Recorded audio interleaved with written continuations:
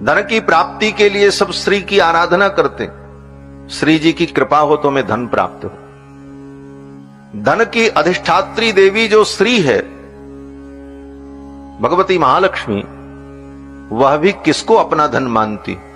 बोले धन की स्वामिनी, समस्त ऐश्वर्य वैभव की स्वामिनी भगवती महालक्ष्मी भी भगवान के चरणारविंद को ही परम धन मानती, इसलिए कभी नहीं छोड़ती। जब देखो तो लक्ष्मी भगवान के चरण को पकड़ करके बैठी रहती। क्यों? बोले भगवान के चरण ही असली धन है। धन की अधिष्ठात्री देवी भी उसी को धन समझती। इसीलिए आचार्य भगवान श्री यमुनाचार्य कहते हैं, कह श्री श्रियः परम सत्व समाश्रय कह। प्रश्न करते हैं, कह श्री श्रियः, श्री की भी श्री कौन है? कह श्री श्रियः परम सत्व समाश्रय कह पुंडरीक नयन पुरुषोत्तम कह। तो श्री के भी श्री भगवान। ऐसे भगवान श्री रघुनंदन अयोध्या में प्रकट हुए। दशरथ जी महाराज ने महान उत्सव मनाया। दूर दूर की बधूटियों ने जब सुना कि दशरथ जी के घर में बालक प्रकट हुआ है, तो बधाई देने के लिए सज करके, श्रृंगार करके, मांगलिक द्रव्यों को लेकर बधूटियां, नागरियां चल पड़ी महाराज। वृंद वृंद मिली चली लोग आए, सहज सिंगार किए उठ लाए। वृंद वृंद मिली चली लोग आए, सहज सिंगार किए उठ लाए। कनक कलश मंगल भरी धारा, कनक कलश मंगल भरी धारा। गावत बैठई भूप दुआरा, गावत बैठई भूप दुआरा। वृंद वृंद मिली चली लोग आए, सहज सिंगार किए उठ लाई। सहज सिंगार किए उठ लाई, सहज सिंगार किए उठ लाई। श्रृंगार करके सजकर भगवान का दर्शन करने के लिए श्री दशरथ जी महाराज और कौशल्या रानी को बधाई देने के लिए बधूटियां चल पड़ी। ऐसा ही वर्णन श्रीमद् भागवत महापुराण में भी, जब भगवान श्री कृष्ण प्रकट हुए, गोप्यस्वमृष्टमणि कुंडल निष्कंठ चित्रांबरा पथि शिखाच्युत माल्य वर्षा नंदालयम सबलया ब्रजतिर्बिरेजुर्व्यालोल कुंडल पयोधरहार शोभा। सज करके, श्रृंगार करके बधूटियां चल पड़ी और आकर के महारानी कौशल्या और दशरथ जी को बधाई दिया। बधाई हो। ये उत्सव कई दिनों तक चलता रहा। दूर दूर से लोग आते रहे, बधाइयां देते रहे। श्री गोस्वामी जी महाराज कहते हैं कि उस दिन इतना आनंद हुआ कि अयोध्या के उस आनंद को देखकर भगवान सूर्य नारायण रुक गए। भगवान सूर्य नारायण ने देखा, मेरे कुल में मेरे आराध्य प्रकट हैं, मैं भी इस उत्सव का दर्शन करूं, क्योंकि उसका वर्णन तो कोई कर नहीं सकता। गोस्वामी जी कहते हैं, वह सुख संपत्ति समय समाजा, कहीं न सकत सारद अहिराजा। उस सुख का वर्णन तो भगवती सरस्वती भी नहीं कर सकती, जो आनंद बरस रहा। आज भी आपको बतावें, उस समय की तो बात, जो बड़भागी होंगे उन्होंने उस आनंद का अनुभव किया, पुण्यात्मा, दिव्यात्मा लोग। लेकिन आज भी हमारी अयोध्या में जब श्री राम जी का जन्म महोत्सव होता है, बस आने ही वाला है अगले महीने में, क्या अयोध्या की शोभा होती मां। त्रेता युग की वही अनुभूति आज भी होती। घर घर बधाई गाई जाती।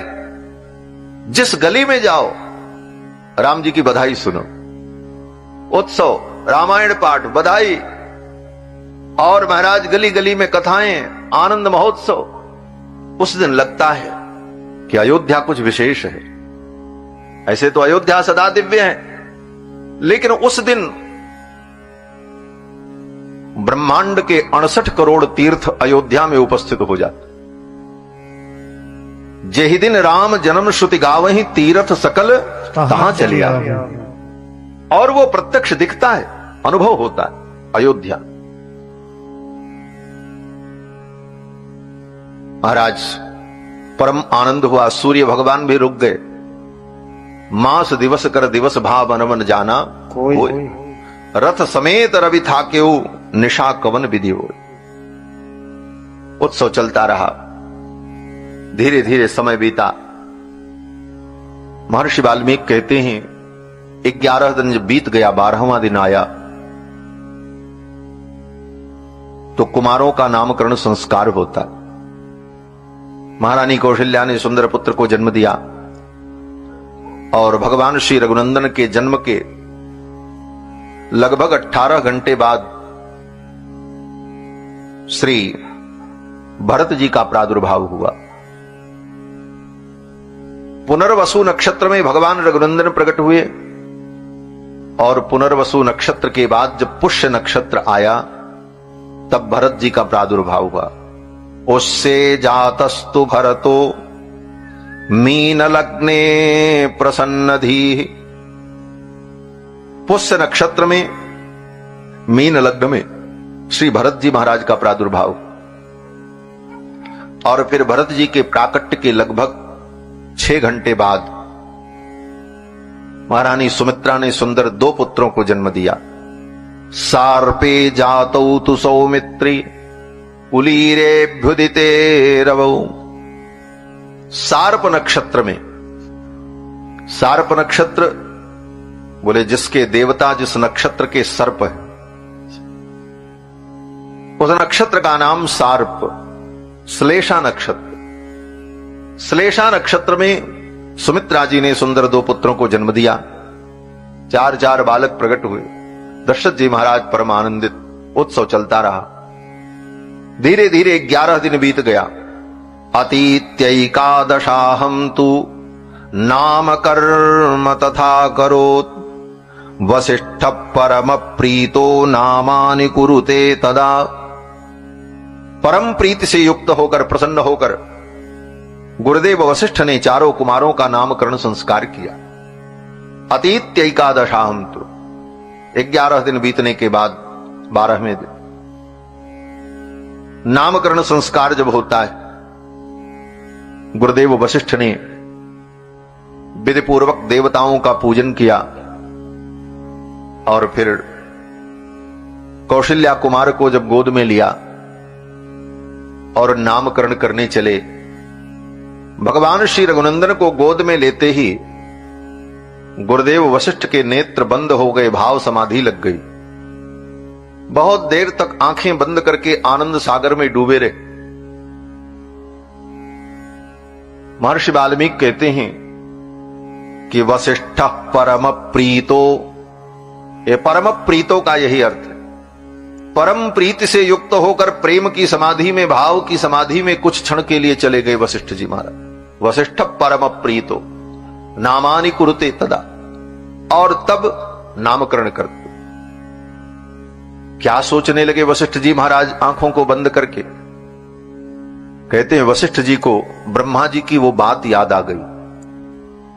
ब्रह्मा जी के पुत्र हैं वशिष्ठ जी महाराज। ब्रह्मा जी ने वशिष्ठ जी से कहा था इक्ष्वाकु कुल के आप पुरोहित बन करके जाओ, इनका पौरोहित्य करो। तो वशिष्ठ जी ने मना कर दिया, बोले ये पौरोहित्य कर्म हम नहीं करेंगे। क्यों? बोले पौरोहित्य कर्म में दान प्रतिग्रह लेने से बुद्धि दूषित हो जाती, शास्त्र चिंतन, भगवान का भजन, ये सब बाधित हो जाता। इसलिए पौरोहित्य कर्म करने को ब्रह्मा जी तैयार नहीं हुए महाराज। उपरोहित कर्म अति मंदा, वेद पुराण सुमित कर निंदा। उपरोहित कर्म अति मंदा, वेद पुराण सुमित कर निंदा। जब न लेऊ में तब विधि मोही, जब न लेऊ में तब विधि मोही। कहा लाभ आगे सुत होई, कहा लाभ आगे सुत होई। परमात्मा ब्रह्म नर रूपा, हो यही रघुकुल भूषण भूपा। परमात्मा ब्रह्म नर रूपा, हो यही रघुकुल भूषण भूपा। हो यही रघुकुल भूषण भूपा, हो यही रघुकुल भूषण भूपा। वशिष्ठ जी ने तो मना कर दिया, ये पौरोहित्य कर्म मैं नहीं करूंगा, ये बड़ा मंद कर्म है। दान प्रतिग्रह लेते लेते बुद्धि दूषित हो जाएगी। बोले महाराज, अगर ब्राह्मण दान प्रतिग्रह नहीं लेगा तो कौन लेगा? लेना तो ब्राह्मण को ही पड़ता, उसका ही ये कर्म है। इसीलिए शास्त्रों ने ब्राह्मणों के लिए बड़े सब कठोर नियम कहे। ब्राह्मण को उन सारे नियमों का पालन करना पड़ता। स्वाध्याय करो, ब्रह्म यज्ञ करो, पितृतर्पण करो, त्रिकाल संध्या वंदन करो, अपने नित्य नैमित्तिक कर्मों को ब्राह्मण विधि पूर्वक करता रहे तो उसका तेज ब्रह्म वर्चस्व बना रहता है, जिससे उस प्रतिग्रह को लेने पर भी उसके अंदर किसी प्रकार का विकार नहीं होता। फिर भी और विकार न हो, लेकिन लोभ की कहीं वृद्धि न हो जाए, यह भी सावधान रहना पड़ता। गुरुदेव वशिष्ठ ने कहा यह कर्म हम नहीं करेंगे। तो ब्रह्मा जी ने कहा स्वीकार कर लो, बहुत लाभ मिलेगा। क्या लाभ मिलेगा? बोले आगे लाभ होगा। क्या लाभ होगा? ब्रह्मा जी ने कहा इसी कुल में आगे चल करके भगवान परब्रह्म परमात्मा सच्चिदानंद अवतार लेंगे, और एक रूपों में नहीं, चार चार रूपों में बालक बन करके प्रकट होंगे। और तुम्हें यह सौभाग्य मिलेगा कि तुम उनके पुरोहित बनोगे, वो तुम्हारे शिष्य बनेंगे, तुम उनका नामकरण करोगे, उनके सारे संस्कार तुम्हारे द्वारा संपादित होंगे। और बोले जब वो बड़े होंगे तो तुम्हारे गुरुकुल में पढ़ने जाएंगे, उनकी उंगलियों को पकड़ करके तुम लिखना सिखाओगे, उनको पढ़ना सिखाओगे। वो बालक के रूप में प्रकट होकर आश्रम में क्रीड़ा करेंगे। ये सुख मिलेगा देखकर। ब्रह्मा जी ने जब इस प्रकार कहा तो गुरुदेव वशिष्ठ ने कहा परब्रह्म परमात्मा सच्चिदानंद मुझे इतने सुलभ हो जाएंगे? ब्रह्मा जी ने कहा अरे वो इतने सुलभ हो जाएंगे कि जब बाल लीला करेंगे आप जाओगे श्री दशरथ जी महाराज के यहां मिलने के लिए किसी कार्य से, तो लीला करते घूमते खेलते आके आपकी गोद में बैठ जाएंगे। और कभी तो ऐसा भी होगा कि आपकी दाढ़ी भी पकड़ करके खींचने लग जाएंगे। बालक तो ऐसे ही करता। ब्रह्मा जी ये सब सोच करके आनंद विभोर हो गए। परब्रह्म परमात्मा सच्चिदानंद मुझे इतने सुलभ हो जाएंगे। ब्रह्मा जी तैयार हो, वशिष्ठ जी महाराज तैयार हो गए। वशिष्ठ जी ने कहा ठीक है, मैं पौरोहित्य कर्म करूंगा। और पौरोहित्य कर्म करने के लिए आए और महाराज इक्ष्वाकु से लेकर दशरथ जी के काल पर्यंत इसी आशा में सारे कर्म करते रहे वशिष्ठ जी। इस वंश में जितने बड़े बड़े राजा महाराजा हुए, सबका जात कर्म, नामकरण, अन्नप्राशन, चूड़ाकरण, कर्ण वेदादि संस्कार सब गुरुदेव वशिष्ठ कराते रहे। सबकी अंत्येष्टि श्राद्धादि कर्म संपन्न कराते रहे, केवल इसी आशा में कि एक दिन मुझे भगवान मिलेंगे। आज वो आशा उनकी फलवती हुई। भगवान श्री रघुनंदन कौशल्यानंद वर्धन जब उनके गोद में विराजमान हुए, भगवान के उस बाल रूप को देखकर वशिष्ठ जी महाराज को ब्रह्मा जी की वो सब बातें याद आ गईं और आंखें बंद हो गईं। आनंद विभोर हो गए, प्रेम की समाधि में डूब गए। इसीलिए महर्षि वाल्मीकि कहते हैं कि वशिष्ठ परम प्रीतो नामानि कुरुते तदा। अत्यंत प्रीत से युक्त होकर वशिष्ठ जी महाराज नामकरण करते, कहते हैं राजन, ये जो कौशल्यानंद वर्धन है इनका नाम राम होगा। ज्येष्ठम रामम महात्मानम, ये जो आपके ज्येष्ठ पुत्र हैं इनका नाम राम होगा। दशरथ जी महाराज ने पूछा राम का अर्थ क्या है, राम माने क्या? तो कहते राम का मतलब सबको आनंद देने वाला, जो सबको रमण करावे, सबको आनंद दे, उसी का नाम राम है। अरे सबको आनंद कौन दे सकता है? कहते हैं जिसके पास आनंद प्रचुर मात्रा में हो वही तो किसी को आनंद दे सकता है। जब अपने पास रहेगा ही नहीं तो हम देंगे कहां से? और सबको देने का सामर्थ्य, बोले जब इतना आनंद हो तो प्रचुर आनंद जिसके पास हो वही सबको आनंद दे सकता है। तो कितना आनंद इनके पास है? बोले ये आनंद सिंधु है, और ये आनंद सिंधु सबको आनंद देंगे।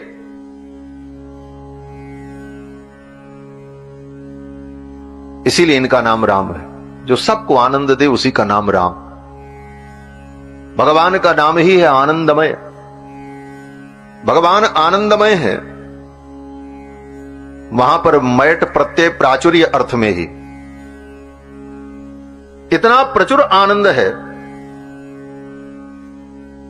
कि कभी समाप्त होने वाला। तो जो सबको आनंद दे वो कौन हो सकता है? बोले वो आनंद सिंधु ही हो सकते हैं। इसलिए श्री गोस्वामी जी महाराज वर्णन करते हैं, जो आनंद सिंधु सुख राशि, जो आनंद सिंधु सुख राशि, सी करते त्रैलोक सुपासी, सी करते त्रैलोक सुपासी, सो सुख धाम राम असना, सो सुख धाम राम असनामा, अखिल लोक दायक विश्राम, अखिल लोक दायक विश्राम, जो आनंद सिंधु सुख राशि, जो आनंद सिंधु सुख राशि, जो आनंद सिंधु, जो आनंद के सिंधु है, सबको आनंद प्रदान करते, अपने आनंद के एक बिंदु से ही सारे संसार को जो आनंदित कर, उस आनंद की एक मात्रा से ही संपूर्ण सृष्टि आनंदित होती। इसलिए इनका नाम राम होगा। ज्येष्ठम रामम महात्मानम भरतम कैकयी सुतम। गुरुदेव वशिष्ठ ने कैकयी के पुत्र को गोद में लिया और कहा, राजन इनका नाम भरत होगा। बोले भरत का मतलब क्या? तो गुरुदेव वशिष्ठ मानो कहते हैं, राजन भरत का मतलब जो भर दे उसी का नाम भरत। भरतीति भरतः, जो भर दे उसी का नाम भरत। क्या भर दे? तिजोरी भर दे कि बैंक भर दे? कहते तिजोरी और बैंक भरने वाले भरत नहीं। भरत का मतलब जो सबके हृदय को राम प्रेम से भर देंगे, इसलिए इनका नाम भरत हो। भरत विश्व भरण पोषण कर जोई। यहां विश्व भरण पोषण से तात्पर्य क्या है? तो सीधा अर्थ तो यही है, जो विश्व का भरण पोषण करें। जैसे राजा सबका भरण पोषण करता, उसी प्रकार भरत जी भी भरण पोषण कर। बोले राजा, शासक अपनी प्रजा का भरण पोषण केवल 3 प्रकार से करता। रोटी, कपड़ा, मकान। पेट भरने के लिए रोटी दो, तन ढकने के लिए कपड़ा हो, रहने के लिए मकान हो। केवल शरीर के संरक्षण को ही भरण पोषण मानते। बोले ऐसा भरण पोषण तो बहुत राजाओं ने किया। बहुत से राजाओं ने अपनी प्रजा का इस प्रकार का भरण पोषण किया। फिर भरत के भरण पोषण में और अन्य राजाओं के भरण पोषण में अंतर क्या रहा? फिर भरत जी का भरण पोषण क्या है? विश्व भरण पोषण कर जोई। कहते अन्य राजाओं ने शरीर का भरण पोषण किया, आत्मा का भरण पोषण किसी ने नहीं किया। बोले भरण पोषण तो शरीर का होता है, आत्मा कोई शरीर है? कहते हां, आत्मा भी शरीर है। बोले किसका शरीर है? बोले परमात्मा का शरीर है। ये आत्मा परमात्मा का शरीर है। उपनिषद कहता है कि यो अंतरतो आत्मानं यमयति यम आत्मान वेद यस्यात्मा शरीरम। ये आत्मा परमात्मा का शरीर है और उस आत्मा रूपी शरीर में परमात्मा अंतर्यामी रूप से विद्यमान है। शरीर में विद्यमान होने के कारण वो शारीर है और उस शारीर परमात्मा की जो व्याख्या करे ऐसे वेदांत को शारीरक मीमांसा कहते हैं। इसे शारीरक शास्त्र के। तो आत्मा उस परमात्मा का शरीर है, ये उपनिषद कहते। और प्रकृति भी ब्रह्म जीव माया 3 तत्व में माया और जीव ये दोनों परमात्मा के शरीर भूत हैं। वहां उपनिषद में सब कहा। ये पृथ्वी भी परमात्मा का शरीर है। यो पृथिव्यो अंतरतो यमयति यम पृथ्वी न वेद यस्य पृथ्वी शरीरम। श्रीमद् वाल्मीकि रामायण वेदावतार है। वेद की श्रुतियों का ही व्याख्यान श्रीमद् वाल्मीकि रामायण। तो वाल्मीकि रामायण में ब्रह्मा जी भी यही कहते। ब्रह्मा जी ने जब भगवान की स्तुति की तो ब्रह्मा जी ने यही कहा कि जगत सर्वम शरीरम ते स्थैर्यम ते वसुधातलम। जगत सर्वम शरीरम ते, ये सारा जगत आपका शरीर है, आप सबकी आत्मा हो। ये आत्माएं भी जितनी है ये सब परमात्मा का शरीर है। जगत का मतलब जड़ चेतन दोनों, जड़ चेतन दोनों परमात्मा के शरीर है। जगत सर्वम शरीरम ते स्थैर्यम ते वसुधातलम।